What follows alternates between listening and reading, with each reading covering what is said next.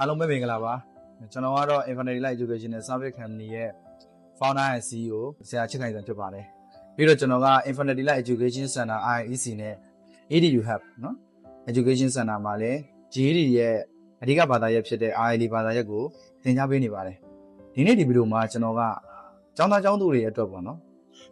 ်မျှဝေရင်းတဲ့အကြောင်းအရာလေးတစ်ခုရှိတယ်အဲ့ဒါဘာလဲဆိုတော့ကျောင်းသားကျောင်းသူတွေအနေနဲ့ GED လေ့လာတော့တဲ့အခါမှာအချိန်ကုန်တယ်ငွေကြေးတွေအများကြီးပေးဆက်ပြီးတော့မှတက်ရောက်ခဲ့ရတာဒါပေမဲ့တကယ်လက်တွေ့GED ဝင်ဖြေကြတဲ့အခါမှာတချို့တလေကကြာရှုံးသွားကြတယ်ဆိုတော့ဒါဘာကြောင့်ကြာရှုံးရတာလဲပေါ့နော်ဒါလေးစဉ်းစားကြည့်တယ်ဆိုတော့ကျောင်းသားတစ်ယောက်နဲ့တစ်ယောက်ကြားမှာကြာရှုံးမှုကတော့မတူနိုင်ကြဘူးပေါ့ဒါပေမဲ့ဒီနေ့ကျွန်တော်ကကြာရှုံးနိုင်ခြေရှိတဲ့အချက်တွေကနော်အမှားအများဆုံးအချက်တွေက5ချက်လောက်ကိုတော့ဒီနေ့ဆွေးနွေးပေးချင်ပါတယ်ဆိုတော့အစဉ်သင်းဖြင့်စလိုက်ကြအောင်ပထမဦးဆုံးနဲ့အမှားအများဆုံးကိစ္စကကြတော့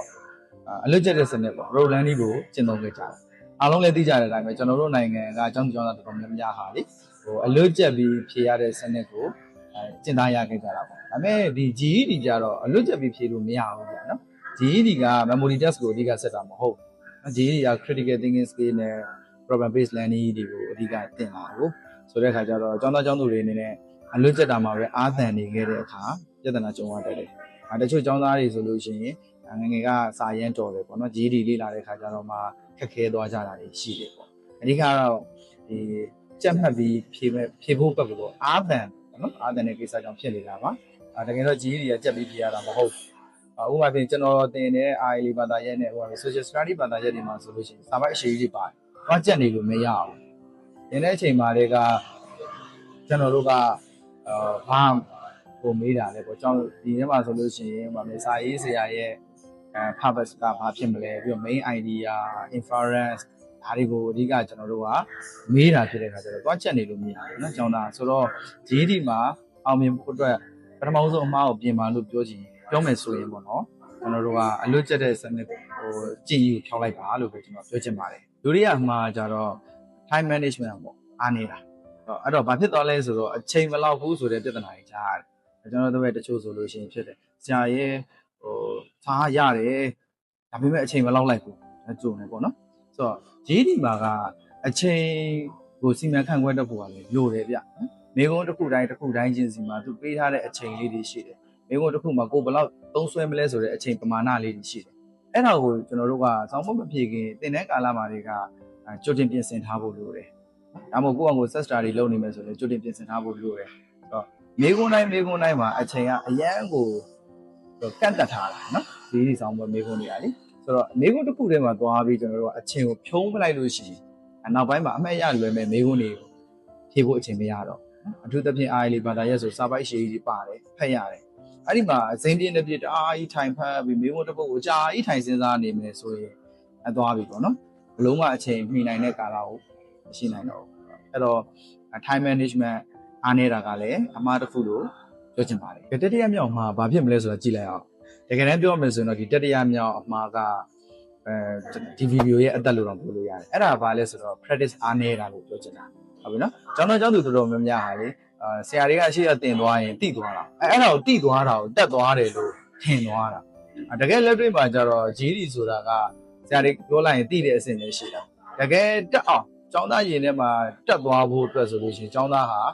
ာလေ့ကျင့်မှုများများလုပ်ရတယ်မေကုန်းဟောင်းတွေလေ့ကျင့်ရတယ်မေကုန်းအသစ်တွေလေ့ကျင့်ရတယ်တခါကျရင်ကျွန်တော်တို့ဆိုဘာလုပ်ရလဲဆို AI ကိုမေကုန်းတွေမေးတယ်အဲ့မေးထားတဲ့မေကုန်းတွေကိုသူတို့ဖြေခိုင်းရတာမျိုးတွေလည်းလုပ်တယ်မေကုန်းဟောင်းတွေကိုလည်းချက်ပြီးဖြေခိုင်းတယ်နော် GED ဆောင်ပွဲမှာကျတော့လေ ready test ဆိုတော့သွားဖြေရတယ်အဲ့တစ်ချိန်ပဲပေါ့နော်ဒါပေမဲ့ကျွန်တော်တို့အပြင်မှာအများကြီးလေ့ကျင့်လို့ရတဲ့မေကုန်းတွေရှိတယ်အဲ့ဒါတွေကိုအကြောင်းသားဟာစာသင်ရုံနေမဟုတ်ဘဲနဲ့အဲ့ဒါတွေလေ့ကျင့်ဖို့အတွက်ပြင်ဆင်ထားရမယ်လုပ်နေရမယ်တနေ့ကို set study အနည်းဆုံး2နာရီ3နာရီလောက်တော့လုပ်တင်တယ်လို့ကျွန်တော်ကတော့မြင်တယ်ပေါ့နော်ဆိုတော့ practice မများလုပ်ခြင်းအဖြစ်ဘာဖြစ်လာလဲဆိုတော့ဒီမေကုန်းတွေပေါ်မှာရင်းနှီးလာတဲ့ချက်ကလေပြီးတော့ GED မှာမေးလိမေးထားရှိတဲ့မေကုန်းတွေကိုရင်းနှီးသွားတယ်ပေါ့နော်ရင်းနှီးသွားမယ်ဖြည့်တက်လာမယ်ဘယ်မေကုန်းလာရင်ဘယ်လိုပုံစံဖြည့်မလဲဆိုတာကိုသိလာမယ်နောက်တစ်ခုကကိုယ့်ရဲ့စာဖတ်နှုံးတွေတိုးတက်လာတာလည်းတွက်တွေ့ရတယ်နောက်တစ်ခုကဘာလဲဆိုတော့ကျွန်တော်တို့ကစောင်းပွဲခန်းထဲကိုဝင်ပြီးဆိုရင်ကျောင်းသားတစ်ယောက်ဟာစောင်းပွဲကပေးတဲ့ stress တွေရှိတယ်ပေါ့နော်ပြီးတော့ကွန်ပျူတာရှေ့မှာနိုင်ပေါင်းညဆိုထိုင်ပြီးတော့ဖြေရမှာဗျာ နော်ပြီးတော့ဒီစိတ်အေးလက်အေးနဲ့ဒီမိကုန်းတစ်ခုပေါ်မှာပဲ focus ထားပြီးဖြေဖို့ကကြတော့တော်ရုံနဲ့မရအောင် stamina လိုတယ်အဲ့တော့ကျွန်တော်တို့ကများများလေ့ကျင့်ခြင်းအပြင်အဲ့ဒီဆောင်းမွဲကလာမဲ့ pressure တွေ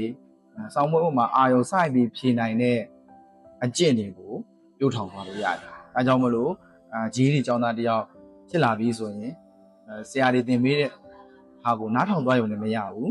အိမ်မှာ set study များများကိုလုပ်ရမယ် set study များများလုပ်တဲ့ကျောင်းသားဟာအောင်မြင်နိုင်ကြကြခိုင်တော့အရင်များပါတယ်ဒါလေးကိုလည်းပြောချင်တယ်ဒါကြောင့်မလို့ဒီတတိယမြောက်အချက်ဟာဒီလိုရဲ့အသက်လို့လည်းပြောလို့ရတယ်ဂျီးဒီကျောင်းသားကျောင်းသူအများစုကြာရှုံးရတဲ့အချက်ကလည်းတတိယမြောက်အချက်ကြောင့်ဖြစ်တာများပါတယ်ဒုတိယမြောက်အမှားကကြတော့ဆရာတို့ IELTS ဘာသာရပ်မှာပါတဲ့ essay type ပေါ့နော် extended response ကိုကျောင်းသားကျောင်းသူများ short တွက်တာမြင်မှုတလောက်ပေါ့နော်ကျောင်းသားကျောင်းသူတော်တော်များများအားလေ GED IELTS မှာပါမယ် multiple choice ဆိုလို့ရှိရင်တော်တော်လေးဖြေလို့ကြတယ်နော် fiction တွေ non fiction တွေဖတ်တယ် multiple choice ကိုဖြေဖို့အတွက်ပေါ့ဒီခါနော်ပြီးတော့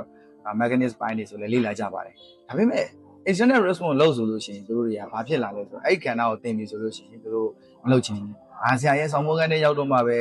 ကိုသိတယ်လို့လေးဖြေလိုက်မယ်မရဘူးပေါ့နော်တကယ်တမ်းပြောမယ်ဆိုရင် extended response ဆိုတာကဆောင်းမွဲကန်းနဲ့ရောက်မှဝင်ဖြေလို့ရတဲ့လွယ်ရတဲ့ပုံစံမဟုတ်ဘူးနော်သူ့မှာလေ့ကျင့်စရာတွေရှိတယ်ဆောင်းမွဲကန်းနဲ့ရောက်တဲ့ခါကျတော့ဟို argumentative type နှစ်ခုလည်းတွေ့ရောမှဖတ်မယ် analysis လုပ်ဖို့ strong argument ရှာဖို့ဒီမှာတိုင်တက်ပြီနော်အဲ့ဒီခါမှာပြီးတဲ့ခါကျတော့ကိုသုံးသက်ပြီးတော့ရေးမယ်လေလို့ကွန်ပျူတာ typing skill ကညံ့နေတဲ့ခါမျိုးကြလို့ရှိရင်မရအောင်ဒါကြောင့်မလို့IELTS ဘာသာရပ်မှာဆိုလို့ရှိရင် extended response ကိုလည်းပြစ်ထားတာကအမှားတစ်ခုလို့မြင်တယ်ပေါ့နော်ဒါလေးလည်းပြောချင်ပါတယ်နောက်ဆုံးအမှားကကြတော့ GED ဖြေမဲ့ကျောင်းသားကျောင်းသူတွေနဲ့အင်္ဂလိပ်စာ level တိုးတက်အောင်မဖြည့်ထားတဲ့ကိစ္စပေါ့နော်ဆိုတော့အင်္ဂလိပ်စာ level ဟာဖြည့်ထားဖို့လိုတယ်ပေါ့နော် GED ဖြေမဲ့ကျောင်းသားကျောင်းသူတွေအနေနဲ့ကဘာဖြစ်လို့လဲဆိုတော့၄ဘာသာလုံးကအင်္ဂလိပ်ကိုဖြည့်ဆိုရတာဖြစ်တယ်ဆိုတော့ကိုကအရန်အားနေတဲ့အနေအထားမှာရှိတယ်ဆိုလို့ရှိရင်အင်္ဂလိပ်စာပိုင်းကိုလည်းဖြည့်ထားဖို့လိုတယ်အရန် C1C2 လောက်ရောက်ဖို့ထက်ပေါ့နော်မလိုဘူးပေါ့နော်အဲ့လောက်ထိရောက်ဖို့မလိုဘူးGED မှာမေးနေတဲ့မေးခွန်းအမျိုးအစားတွေကဟို B1 B2 လောက်ကိုကောင်းကောင်းရထားရင်ကိုဖြည့်လို့ရပြီအဲ့ဒီလောက်ထိတော့ကျောင်းသားကျောင်းသူတွေအနေနဲ့အင်္ဂလိပ်စာကိုဖြည့်ထားဖို့လိုပါတယ်ဒါဆိုတော့အခုဆရာပြောသွားတဲ့အမှား၅ချက်ထဲကနေပြီးတော့ဘယ်နှချက်လောက်များကိုယ်တိုင်ကလုပ်ပြီးသွားပြီလေပေါ့နော်ဒါ comment မှာရေးခဲ့လို့ရတယ်ပြီးတော့ GED ဆိုတာတကယ်တမ်းပြောရမယ်ဆိုရင်ခက်ခဲတဲ့လမ်းကြောင်းမဟုတ်ဘူးနော်စနေတကြနဲ့ပုံမှန်လေးလောက်သွားမယ်လေ့ကျင့်မှုများများလောက်သွားမယ်ဆိုလို့ရှိရင်အောင်နိုင်ချေရှိတယ်ဆရာတို့ Infinity Light Education Center IEC မှာဆိုတော့ဒီ GED ကိုcritical thinking ကိုအခြေခံပြီးတော့မေကွန်ဟောင်းတွေရောနော်စနေတကြလေ့ကျင့်ပေးတယ်လေ့ကျင့်စရာမေကွန်အသစ်တွေကိုလည်းရှာဖွေပြီးတော့ဆရာတို့လေ့ကျင့်ပေးတယ်ပြီးတော့ရှေ့ကကျောင်းသားတွေရဲ့အတွေ့အကြုံတွေပြီးတော့ဆရာတွေရဲ့အတွေ့အကြုံတွေကိုလည်းပေါင်းဆက်ပြီးတော့နောက်လာမဲ့ကျောင်းသူကျောင်းသားတွေကိုအများနဲ့ sharing လုပ်ပေးတယ်ဒါကြောင့်မလို့ဆရာတို့ GED ကိုတက်ချင်တယ်ဆိုလို့ရှိရင်တော့